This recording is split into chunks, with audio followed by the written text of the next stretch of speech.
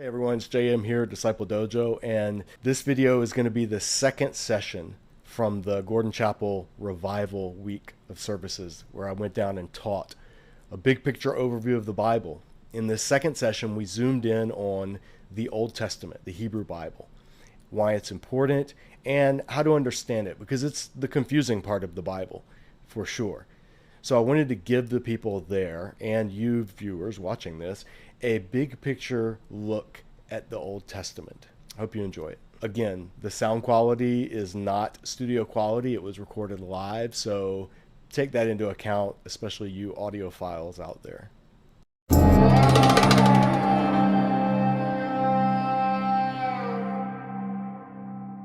So I have the really hard job because I have to keep you awake after eating all of that food. I didn't wear my eating pants either, so I'm a little, gotta suck it in. We talked about the Bible being like a treasure and how, like the earth, the surface of the earth, right? Everything you need to live on the surface of the earth. Everything's on the surface, right? You got animals to get milk from and to hunt and to live off of. You've got trees to build your houses, and you can sow your crops and feel. We don't need to go digging in the earth, but companies we saw last night, like diamond companies or oil companies or whatever, they dig deep. They spend billions of dollars. Why? Because the deeper you dig, you find treasure. Well, it's the same principle with studying the Bible. The more we dig into Scripture, this is where we find treasure. And a lot of times what we do barely qualifies as scratching the surface. So for tonight, building on what we looked at last night, we talked about the edges, right? Putting the puzzle together. The Bible seems like a big jigsaw puzzle. It's confusing. We just don't know what to do. So what do? We pick out memory verses or favorite books that we read and don't really read the other books. And instead of doing that, I mean, that's fine. It's not like that's wrong, but that's not digging for treasure. And that's not really as transformative as God wants Scripture to be. But instead, when we see the biblical story as a whole, then what we find out not only is who is this God that we serve and what is this world that we find ourselves in and how did it go wrong and why did it go wrong and what's God doing to make it right. But we then find out what we are supposed to be doing as part of that story. Because this is the thing, we're in this story. We are in this story. We're specifically right there in Act 4. That's where we live. And so we are part of the story. If I were to ask you, tell me the story of the Wizard of Oz. Just tell me the story. Most of you in here could probably tell me the general story of the Wizard of Oz. You may not remember every scene. You may not know every thing that happened, but you could tell the general story about what? A girl named Dorothy and her little dog, Toto. Everybody loves Toto. And they get taken up in a tornado, and then she finds herself in this weird new wild country called Oz. And she has to go to see the wizard so that she can get home. And then at the end, she may or may not have dreamed it all. We don't know, but they kind of leave it up in the air. But the point is, that's a story that all of you, if you've seen the movie or you've grown up with that story, you can all pretty much tell the story. Same thing if I were to ask, what's the story of Huckleberry Finn? If you read Huckleberry Finn in elementary school or middle school or high school or later in life, you could probably say, well, it's about this boy named Huckleberry Finn and his friend, and he and Jim, who's a runaway slave, and they get on a raft and they are trying to get Jim to freedom. And that's the story of Huckleberry Finn, and they have adventures along the way. So we have these stories that we all know, and we have different stories that we know. I couldn't tell you what happens on a soap opera, but my granny, when she was still with us, could tell you everything that happened on Days of Our Lives, or As the World Turns, or Guiding Light. You know your stories, yeah? And guys, whatever you're into, we all have some men, they can tell you all about the story of Braveheart, or Gladiator, or 300, or whatever. So we are captured by stories.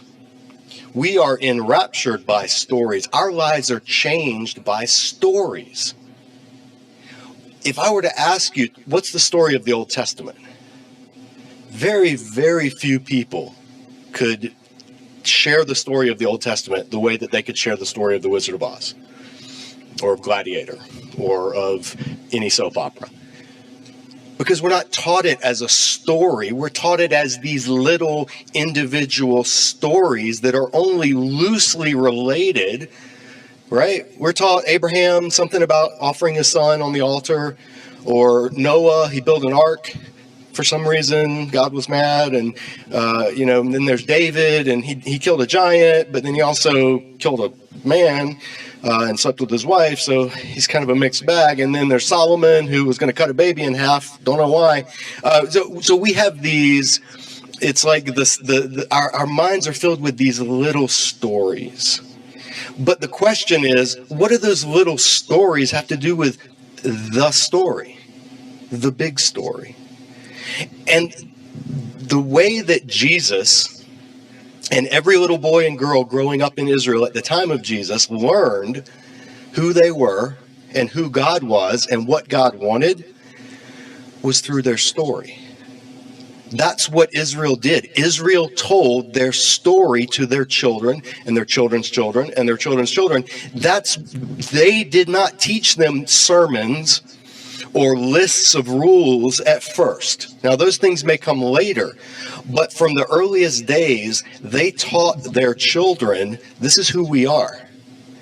We were slaves in the land of Egypt, and the God of our ancestor Abraham brought us out of slavery into this land, and they would unfold the story. And so to a large degree, we lost that in our culture. In the Christian culture, in church culture, we've lost the understanding of Scripture as a story. But we saw last night, it's all interrelated. Scripture is all tied together. So if we know the story from the Old Testament, then we see the New Testament in new eyes. The example I use when I teach on this, I teach at an organization called Samaritan's Purse as part of a partnership with the seminary that I graduated from. And we teach their field workers all over the world. So sometimes I have to teach in 2 weeks, I have to do a course.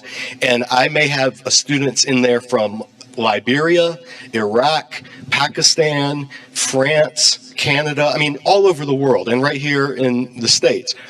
And so I had to try to find a metaphor or an analogy that makes sense globally. And what I realized was everyone, everywhere in the world, if there's one thing that they are at least familiar with, it's soccer. We, not so much, this is the heart of Georgia Dogs country, but soccer is the sport that unites the rest of the world. So I could tell village pastors from India, when I'm teaching there, I could say, how many of you have seen a World Cup game? And village pastors, they may not have one TV in the entire village. All of them will raise their hand. They've at least seen a World Cup game because it's so important to them. And so the analogy that I shared with them, I said, okay, imagine this. Imagine watching the championship of the world, like the final World Cup game, whatever it is. For us, if I were here in the South, I'd say the SEC championship or the Super Bowl or something that really matters. But for the rest of the world, I'll say World Cup. So I say, imagine watching that game on a little black and white TV. Now, I grew up with a little black and white TV. It had rabbit ear antennas, and you had to turn the knob, and you had to pull it out to turn it on. It would go when you pull the knob out, and then do the antennas. And if you stood there and touched it, it'd get better reception. So that's what I grew up with. And I remember watching Super Bowl games on a little TV like that. So what I say is, imagine watching the most important sporting event of your life, whatever it is. And if you're not into sports, pretend you are for the sake of the analogy. And you watch it on a little black and white TV. You know the score, you see who wins, you see the famous plays, the big moments. Okay, now imagine watching that exact same event, World Cup Championship or Super Bowl 25 or whatever big event, but going into a Best Buy and looking at it on a 100-inch plasma screen TV, the most HD, 4K, I don't even know all the letters and numbers that they have now, but those, you know what I'm talking about, those incredible TVs. Same game, same outcome, but it is almost a completely different experience. Because on that HD TV, what can you see? You can see the players' sweat dripping down their face. You can see the blades of grass on the field. If the player steps on the line, the little black poof thing pops up, when they're playing on AstroTurf, and you can see exactly where their foot lands and if the ref got the right call. You can see so much more. But does the game change? No. Same outcome, same score, but it's a whole different experience. That is what reading the New Testament is like when you know the Old Testament. When you know the Old Testament, you see the New Testament in HD. You were reading the New Testament and you're reading it on the little black and white TV. But when you know the story of Israel, when you know the major themes in the history of the people of God, then you open that New Testament up and you start seeing things everywhere that you never noticed before. Because the writers of the New Testament presupposed that you knew the Old Testament story. Why? Because they were all first century Jewish followers of the Jewish Messiah of Israel. They didn't have a New Testament. This is a quote by Christopher Wright. He's my favorite living biblical scholar. There's two people I think you should read every single thing they've ever written that you can get your hands on. The first is C.S. Lewis, and the second is Christopher Wright. And he says this quote in his book, Knowing Jesus Through the Old Testament. He goes on about why he likes teaching the Old Testament so much. And he says, in short, the deeper you go into understanding the Old Testament, the closer you come to the heart of Jesus. After all, Jesus never actually read the New Testament. You think about that for a minute. Jesus never read the book of Ephesians. Jesus never did a Bible study on Philippians. Jesus never said, let's read the Gospel of John. No. Why? Because he was living it. He was the one doing the thing that the people later wrote down about. So for Jesus, when he spoke about Scripture, when he opened their eyes to the Scriptures, as he does in the book of Acts, he's not teaching them the New Testament. He's teaching them Exodus, Isaiah, the Psalms, Zechariah. He's leading them through. Why? Because those were their scriptures.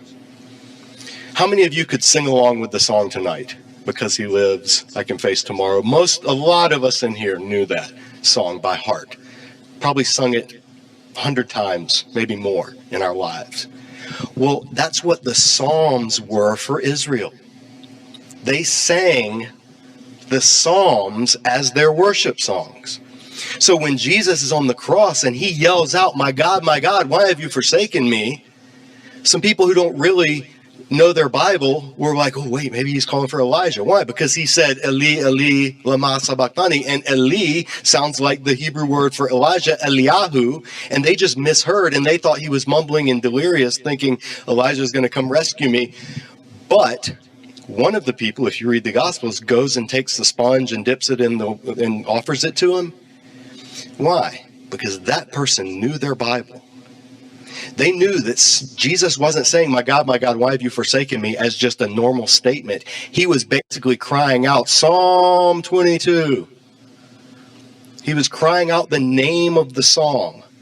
And they knew that in that psalm, it was about the Davidic king who was in exile, should be the rightful king, but who is being tormented and chased by would-be kings and persecuted, and is crying out as if he is being torn apart by wild animals and feels like his hands and his feet have been pierced. And he cries out, my tongue sticks to the roof of my mouth, because he's out in the desert. He's thirsty. That one person knew that reference that Jesus was making. And what did he do? He went and got something to quench his thirst. It doesn't make a lot of sense when we first read it. You gloss right over it. But if you know the Old Testament, then you're like, that guy got it. Or at least he knows what Jesus is thinking when he's hanging there on the cross. And then you go back and you reread the psalm and you're like, wow. Imagine, instead of David saying this about his earthly struggle, Jesus is saying this about his cosmic struggle and using those words to describe it. Then you start to understand, oh, that's what the Psalms do for us. The Psalms give us words to pray when we don't have any words to pray. What do we do when we don't have words to pray? What do? We say, Or we do the Christian version, the sanctified version. Father God, Lord, Father, Father, I want to thank you, Father Jesus, Lord, right? We just repeat different names for God, or say the word just, because we're like, I don't know the words. I want to pray. I want to pour out my heart, but I don't have the words for it. Well, the Psalms are those words. And so for Israel, when they didn't have words to cry out to God, they would go back to the Psalms and they would pray the Psalms. That was their vocabulary for how to speak to God. So as we're reading the Old Testament, that's what we're doing. We are getting into, like Christopher Wright says, we're getting into the mind of Christ, the heart of Jesus, the thing that drove him, that animated him. There's a weird thing that some Christians do. I say some Christians, not all, but some Christians, a weird thing they do. They try to pit Jesus against the Old Testament. You know, it goes back to Martin Luther's time and a few before then, but they try to say, well, the Old Testament was, oh, God, I'm grumpy and angry and mad. And then Jesus comes along and he's happy and he's lovely and everything's wonderful. And it's like, that's not at all what's going on in Scripture. God in the Old Testament is not grumpy and angry any more than he is in the New Testament when his people rebel against him. And he's just as loving in the Old Testament to his people as he is in the New Testament to his people. They're just different sections of the Bible, and most people don't read the Old Testament. If they do, they read it just to get through it. Why? So I can check off my I read the Bible in a year list. Hey, guess what? Here's let me just share you a secret.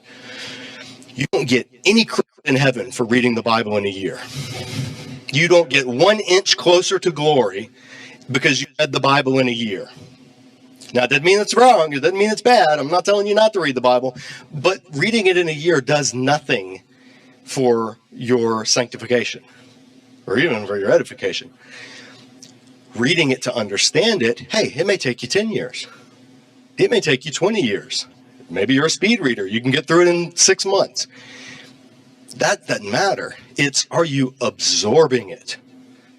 Really making the people in the back work. You guys are on it. So this is the example I'm going to use while he's getting the mic. Have you ever seen one of those hot dog eating contests? Have you ever seen on ESPN the guys just stuffing their face with hot dogs and a cup of water to dip it in, and they're just, you know? Are they getting a nutritious meal? No, they're just cramming food down their face, right? Well, reading the Bible just to get through it, thanks, Sarah. Reading the Bible just to get through it is like that. You're just cramming Bible verses into your head. Now, that may give you some tiny bit of sustenance, maybe. But sitting down to a nice meal, like we just did right down the street, is going to be so much more fulfilling. And so when we're reading Scripture, that's what we want to do. We want to be able to savor it. We want to be able to take it in, to digest it, not just cram it in. So we're going to go through, I'm going to give you the story of Israel in just a short amount of time. Now, this is a tough one, because the Bible makes up 77% of the Old Testament makes up 77% of the Bible. So we got to go through 77% of the Bible in like a few minutes. But I think we're going to do it. And if nothing else, you're going to get those edge pieces understanding. And if somebody asks you, what's the story of the Bible? What's the story of the Old Testament? At least you will be able to tell them the overall story and hopefully see where you fit in. So here's the story.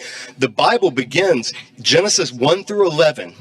And if you have your Bible, you can kind of flip along as we go if you want to or not. Or if you want to take notes or something, some people find that helpful. Genesis 1 through 11 is the beginning of the Bible. It's the preface. It's the introduction. It's the scene that happens before the title screen appears in the movie. You know, some movies, they call it a cold open. It'll just start with a scene and you're right there in the middle of something. And then a bunch of stuff will happen and then the title will come up. And then after that, the movie starts. Well, Genesis 1 through 11 is that. It is giving us, okay, here's what you need to know, Israel. The Bible, the Old Testament was written to Israel. Here's what you need to know about who God is, how the world got into the state that it's in, and what God's going to do about it. And that's what Genesis 1 through 11 is giving us. You see God creating, God blessing creation, God giving a mandate to humanity, us, be fruitful, multiply, rule over the earth, subdue it, to manage it, as steward. That's what God's doing in this opening section. But then you see the entry of rebellion, sin, death in Genesis 3. This figure, the serpent, enters into the scene. And so you have God, and he created the nations, and then all of a sudden there's this gulf between God and all the peoples because of sin, rebellion, and death. And this is all unfolding in Genesis 1 through 11. There's that sin leads to idolatry and wickedness and separation. So those opening chapters of Genesis, chapters 4, 5, 6, 7, 8, 9, to 9, they tell all about the downward spiral of humanity and all the nations spreading out, and how people become idol factories. I go to India most years, not every year, especially not with COVID. And India is a Hindu nation, and Hinduism has 330 million gods. 330 million gods throughout the land of India. I mean, you can literally walk by a newspaper stand and there's a little temple. Some of them are no bigger than this. And inside that little temple, there would be a little idol.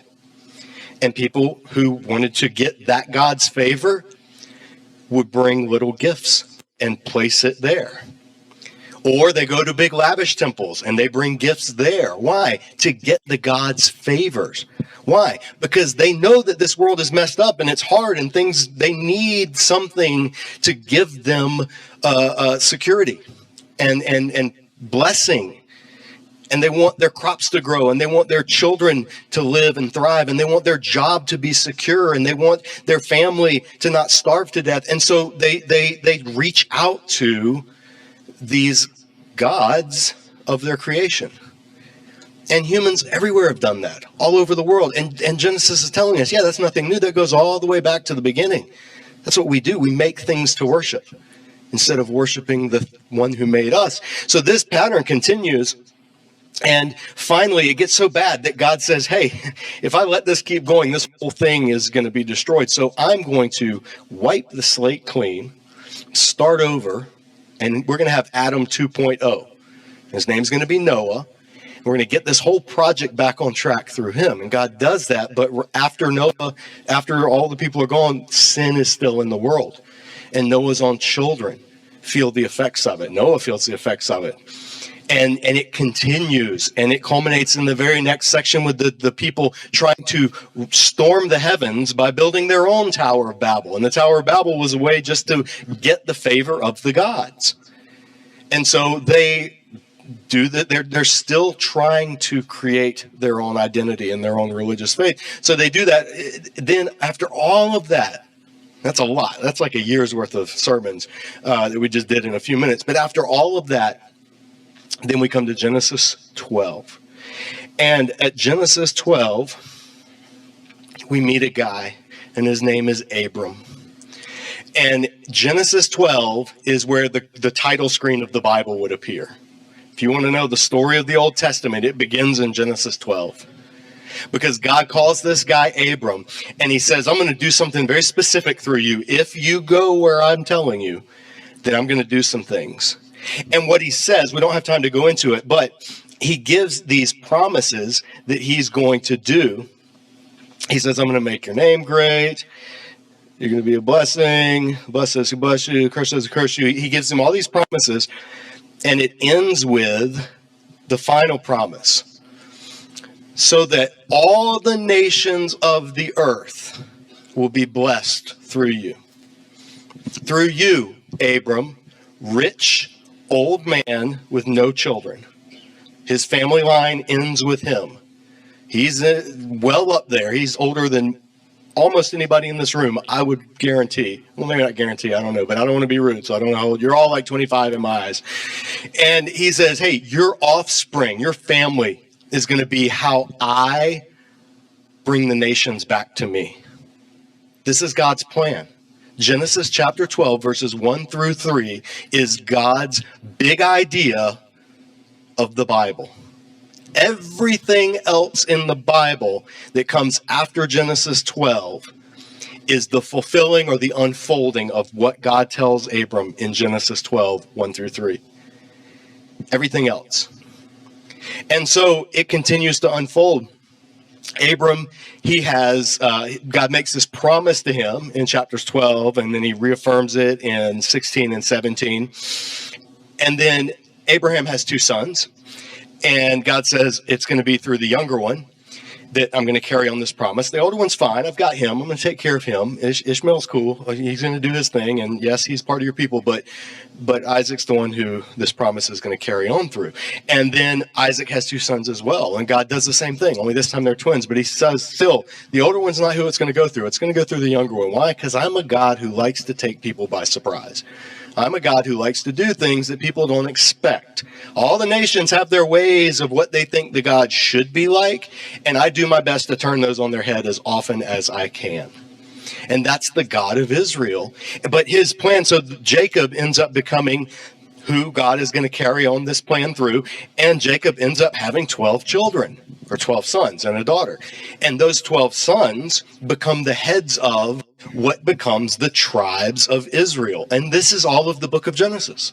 So by the end of the book of Genesis, Israel is a person. Jacob got his name changed to Israel.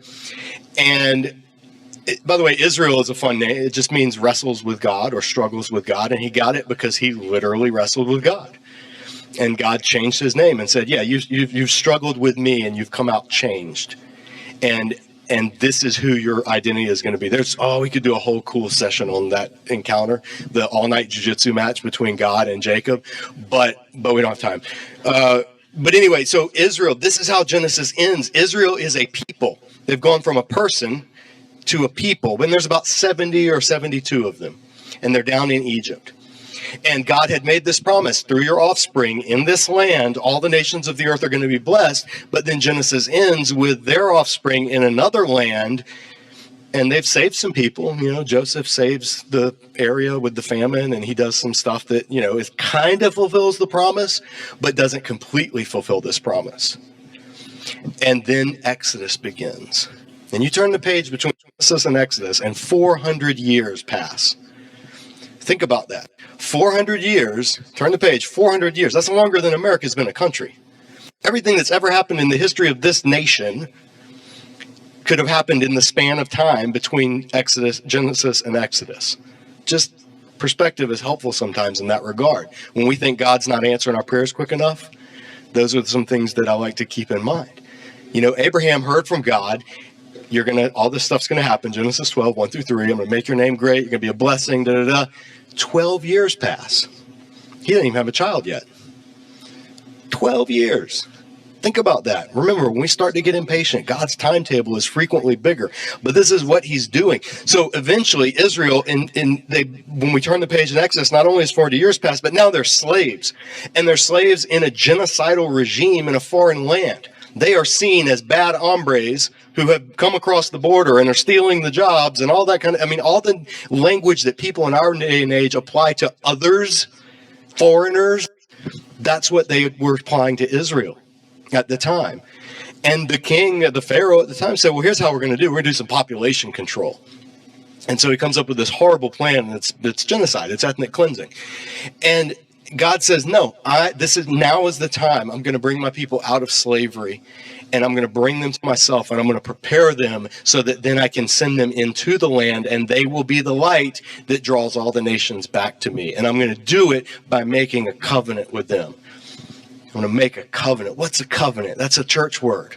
What does it mean? What's a covenant? Well, there's one covenant that most of you in here know about very firsthand familiar with. I am not, as you can see, that I have no ring on this finger, but a lot of you do.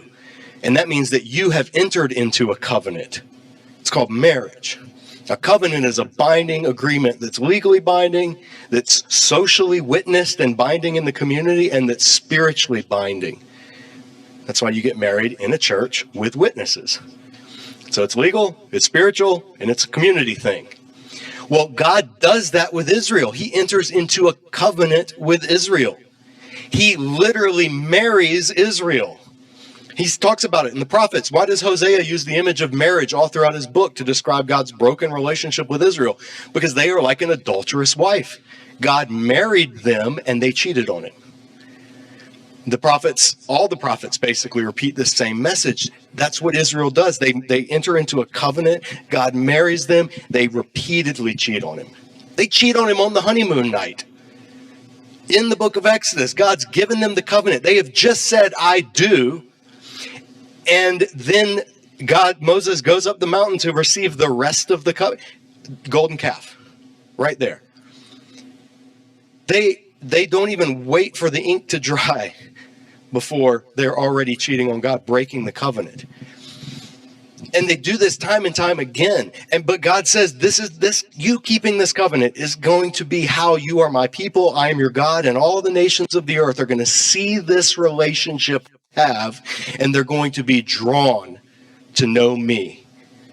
That's the plan. And Israel, time and time again, sabotages the plan. Over and over, they do it right when God gives them the plan. So God gives a cosmic mulligan. He says, all right. Moses falls on his face and says, please don't wipe them out. God says, okay, I'll give you one do-over. And so what do? They immediately break the covenant again. God wipes out that whole generation by letting them die in the wilderness, and their children are the ones who are going to receive the benefits of the covenant and enter into the promised land. As soon as the children get in the land, one generation, they've already forgotten God. What does he do? He sends them the prophets. Prophet after prophet after prophet. So all those books in the Old Testament with funny names, Malachi, Nahum, Obadiah, those are the prophets. And God's sending them to Israel, and their main message is turn back to this covenant. Keep we made the bargain. We made the contract. We signed our name on it. Keep the rules. Not so you can earn God's favor, but because God rescued you. He brought you, he saved you. The language that we use in Christian circles of getting saved. I mean, I know this is a Methodist church, but we're kind of like our Baptist friends. We talk about getting saved, right? We still believe it. Well, that language comes from the Old Testament. God saved Israel from slavery in Egypt. So it was literal in the Old Testament. We use it as a spiritual term. God rescues, he saves us from Satan and from sin. But it originally was the language of Israel, because that's the paradigm. That's what God's wanting to do. So he brings Israel out. He marries them. He enters into this. He says, if you just keep the terms of this covenant, you will be the blessed nation of all nations. People will stream to you. You descendants of a nobody in the middle of a nowhere will be the greatest nation on the earth. And the people over and over again go, nah, we'd rather worship the local gods. They're more fun. You know, we can do fun things at these pagan services that we don't do when we go to the tabernacle and make our sacrifices. And so we want to worship the gods of the people around us. And time again, God says, turn back, turn back, turn back, because the end is destruction. And they don't believe him. And so what ultimately happens is finally it reaches a point of no return. And Andy said that I've been teaching through Ezekiel, or he's been teaching through Ezekiel lately. And that's what Ezekiel is in the middle of this situation where God has basically said, okay, here's your warning, Israel. And he sends Babylon in to put them in place and takes away the best and the brightest, the leaders and the community shapers, and cart them off in chains back to Babylon and tells Israel, behave. That was your warning. And so Ezekiel's one of those priests that got taken away. So Ezekiel's over here in Babylon. All right, this is Babylon. Okay, this is Jerusalem. This is going to be important in a minute. Okay, Jerusalem, Babylon. Ezekiel is over here in Babylon. He was a priest supposed to be serving at the temple in Jerusalem, taken into captivity. Well, all the time he's hearing from God in Babylon, And all the people around him who have been brought over, they keep hearing, hey, God's going to take us back because our God's the real God and we have the temple and we're God's people. We're the chosen nation. So God's going to take us back and rescue us and da-da-da. And God tells Ezekiel time and time again, no, I'm not going to do that. And in fact, the rest of those people in Jerusalem, they're on their way here soon. They're going to be destroyed because they're not turning back either. So that's what Ezekiel is having to do ministry-wise. Well, in the meantime, a slightly older prophet of Ezekiel, a guy named Jeremiah, is over here in Israel, and he's telling Israel, hey, see what they've already done? They're going to do that even greater, and God's not going to rescue us. Why? Because we have broken the covenant. We are done. And guess what? That's not a popular message. He does not win Most Patriotic Israelite of the Year award. He gets thrown in the bottom of a cistern. He gets put in prison. He gets persecuted, all for telling God's people, you're not acting like God's people. You're acting like pagans. And you're about to be treated like the rest of the world when this bigger nation comes in and takes us out of here. So you've got God's prophets in 2 different locations telling his people, and they don't listen. So you think it's over. This whole project that began with Abraham should be over, right? It should be done. And then God gives this message to Ezekiel.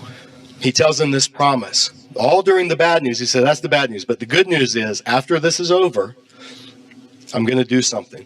And this is what he says. I will take you from the nations and gather you from all the countries and will bring you back into your own land. I will also sprinkle clean water on you. Methodists love that verse because it's like sprinkling. I will sprinkle clean water on you, and you will be clean. I will cleanse you from all your impurities and all your idols. Look at this. I will give you a new heart and put a new spirit within you.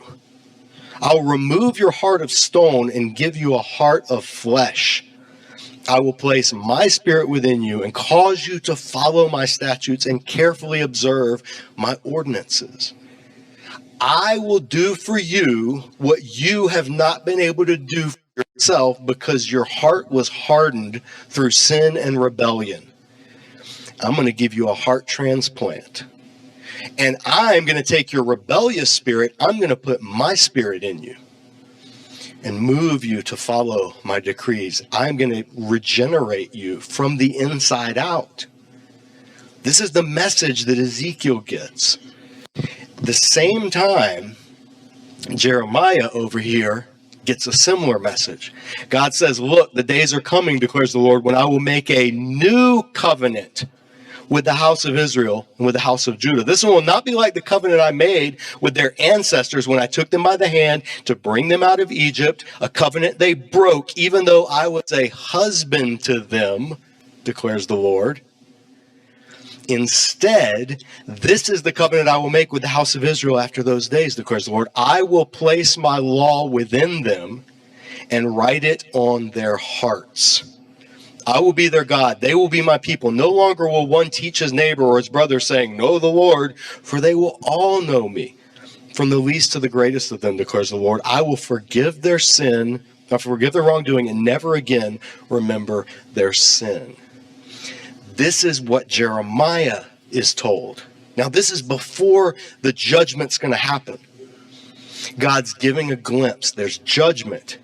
Sin has consequences. We can't just sin on and oh, God forgives, God forgive. No, sin has consequences. And sometimes those consequences are Babylon comes in and destroys you. And sometimes those consequences are your marriage falls apart. But there's still consequences of sin. So sin has consequences. But those consequences don't have to be the final word. Because there's always, when God's judgment falls, it is like a test of the person's heart. Will we respond to God's judgment with anger or with self-justification like Saul did? Or will we turn to God in repentance like a broken child with a humble heart, not even try to justify ourselves before God and just confess and repent like David did? That's the choice. That's the parable Jesus tells of the Pharisee and the sinner who are both there pleading. Well, the Pharisee saying, well, God, I thank you. I'm not like these other people. And I do all this and I tithe and I give. And I'm not like this awful tax collector. And then the tax collector over there just can't even look up to heaven, just beating his breast and saying, God, have mercy on me, a sinner. And Jesus says, hey, guess which one walked home justified that day with God? Hint, it wasn't the Pharisee. That humbling contrition of the heart, that is what leads to this covenant relationship. So here's what's happening. God says, listen, Israel, you were supposed to be a light to the nations, but you it's like you cut the lifeline. You sabotaged the vehicle. The thing that was supposed to be the means by which the world would come to know me and you, and we would be in relationship and things would be put back on track after going so wrong. You blew it.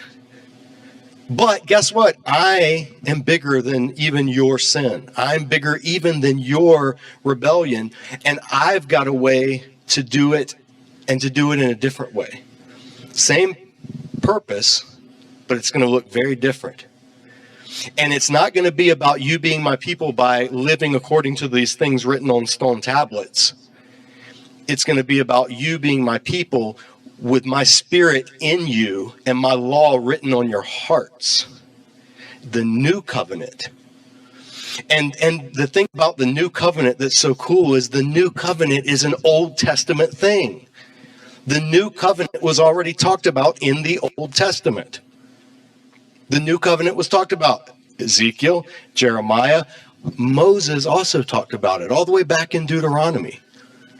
Looking forward into the future, seeing the people's disobedience and telling them even on the other side of disobedience, there's restoration. This is the story of the Old Testament. So Israel, this is how the Old Testament basically ends. Israel comes back into the land. The people do after 70 years, and the whole Daniel stuff happens, and Shadrach, Meshach, Abednego, and then people like Ezra and Nehemiah come back, and Israel starts to slowly rebuild. But it's not this glorious, earth-changing event that the prophets had talked about. And so there's still a longing for this to happen, where God puts his spirit in his people, where he convicts them and removes their heart of stone and gives them a heart of flesh and changes them from the inside out. The pouring out of the spirit, all of the stuff that the prophets look forward to, they don't happen in the Old Testament. And so the Old Testament ends with Israel back in the land, slowly rebuilding, getting back on track to worshiping God, but still waiting for this event and how it's going to happen. And the last thing that's very important about this whole story is that when the prophets were saying God's going to make a new covenant with Israel, the house of Judah, and I'm going to restore, the prophets also in numerous places told Israel, when this happens, Gentiles are going to be included. It's going to involve, it's going to be a covenant with Israel, but not limited to Israel. And we get hints and we get glimpses, and we don't even have time to go into all of the passages where this is promised. But you can look at Isaiah 19 for an example, where even the hated Egyptian and the hated Assyrians are promised they will be brought into the kingdom of God. And I will end with this passage from Isaiah, because Isaiah has this message and speaks this message the clearest. At the end of the book of Isaiah, we meet this figure, and he's called the servant of the Lord. And sometimes the servant, when you read the passages, it kind of sounds like he's calling Israel the servant, like Israel, the people, are the servant of the Lord. Okay. But then sometimes the servant is talked about as one who's going to rescue Israel. So the servant has this weird identity. The servant, this Isaiah servant, is in one sense Israel, but in another sense, he's the one who's going to rescue Israel. And it's never resolved in the Old Testament. It's a mystery that's left hanging. But this is what it says, Isaiah 42. We read about this servant. God says, this is 42:1. I don't have a slide for this. He says, "Here is my servant whom I uphold, my chosen one in whom I delight. I will put my spirit on him, and he will bring justice to the nations. He will not shout or cry out or raise his voice in the streets. A bruised reed he will not break. A smoldering wick he will not snuff out. In faithfulness he will bring forth justice. He will not falter or be discouraged until he establishes justice on the earth. In his law, not in the Torah of the Old Covenant, but in his law, the servant, the islands, and that means like the farthest nations, will put their hope. And then God goes on to say, I, the Lord, have called you in righteousness. I will take hold of your hand. I will keep you. He's talking to the servant. I will keep you and make you to be a covenant for the people, a light for the Gentiles, to open the eyes that are blind, to free the captives from prison, to release from the dungeon those who sit in darkness. And there's other servant songs as well, where, I mean, these are famous Old Testament passages, but they talk about the servant doing the same thing. And in chapter 49, in the second of these servant songs, we read this. He says, is it too small a thing for you to be my servant, to restore the tribes of Jacob and bring back those of Israel I have kept? So God's talking to the servant in this vision of Isaiah, and God's telling the servant, hey, yeah, you're going to bring back Israel. You're going to bring back Jacob. But I will also make you a light for the Gentiles, that you may bring my salvation to the ends of the earth. So I'm going to keep this plan, but it's going to involve the nations coming to know me, not just the tribes of Israel. And it's going to happen through the work of this servant figure who's also going to be an heir in the line of David, a king over Israel. I mean, all these things are thrown around the Old Testament. But this is the main story. God is going to reach the nations through his covenant people being filled with his spirit. That's the story of the Old Testament. And it started with Abraham. It went off the rails. It went off the rails again. It went off the rails again. It kept going off the rails. And so God says, I'm going to make new rails. I'm going to make this happen, and it's going to be in a new way. So this is the Old Testament story. Everything you read in the Old Testament fits into this story somehow. And this is where we find ourselves. Tomorrow night, we're going to take a new look at the New Testament. We're going to look at the Old Testament with the New Testament with this story in mind, and we're going to start to see how God accomplishes this according to the New Testament. But the reason that I love teaching the Old Testament, one, it's because it's 3/4 of the Bible. And so if God's given us this massive library of treasure, then it doesn't make sense to only dig in the final 23% of it. Like, we should be digging in all of it. The other reason I like the Old Testament is because this is the story that gives the shape to how we can then understand Jesus. So that when we come to the New Testament, we see, where do we fit into this? Well, the New Testament's going to tell us where we fit in. It's going to talk about Gentiles are now brought into Israel in the biblical sense. And so this is then our story as well. So what does God want you to do? Let's say you can't come tomorrow night or the night after and you leave tonight. What does God want you to do here in Madison County? Here in Madison County. I drove through a couple of counties on my way here. What does he want you to do? He wants you to do this. He wants you to be filled with his spirit, be in a relationship with him that comes from repentance of your sin, letting him renew, take out your heart of stone and give you a heart of flesh, fill you with his spirit so that you can then be in relationship with God in this new covenant. And through you doing that, the nations are going to be drawn to God. The nations are going to be pointed to God. You are going to be, as the New Testament says, the aroma of Christ. Just by being in relationship with God and having a transformed heart and a new spirit and a new hunger that people notice, people will notice. And they'll want to know. They may not ever ask you. You may not ever know who you reach, but people will know. I have a t-shirt I wear when I teach sometimes on my on YouTube channel, and it just says, "Smell me." Right across the front of it in big letters, "Smell me." And then in tiny letters, it says 2 Corinthians and the verse about the aroma of Christ. But you get weird looks when you wear a t-shirt like that in public. But then I tell people, ask, and I say, well, this verse that says that if we're following Jesus, we should be the aroma of Christ. We should smell like Jesus. So how do I smell? It's a way of being kept in check. But that's what's happening. Let me tell you, you're giving off some kind of odor. No matter what deodorant you wear, what perfume you spray on, what fabric softener you use, you smell like something. The question is, do you smell like Jesus? Or do you smell like all the other gods of this world? All the other things that people pine after. Old Testament, it was Jesus's Bible. It was the Bible of the early church. It's very big. It spans 1,000 years. The New Testament only spans maybe 50 years. The Old Testament spans 1,000 years. There's a lot in it. But ultimately, the message of it is very simple. God wants to reach the nations through his covenant people. And when his covenant people rebel, what's he going to do? And that's how the Old Testament ends, with them waiting for God to finish what he's promised to do. So that's all for tonight. I hope you come back tomorrow. Tomorrow night, we're going to look at the New Testament. I will tell a little bit about the ministry that I run to refugee, immigrant, and lower income kids in Charlotte. Charlotte's a hub city where a lot of international people end up getting settled through the program, the government programs. And so we do an outreach to that community. I'll talk a little bit about that more tomorrow, because tonight was a lot. But hey, 77% of the Bible, right? Like, we covered 77%. That's pretty good for one revival service. So I hope your brains are full. I know my belly's full. Hopefully yours are too. Andy, so let's have some great music to end tonight. Thank you.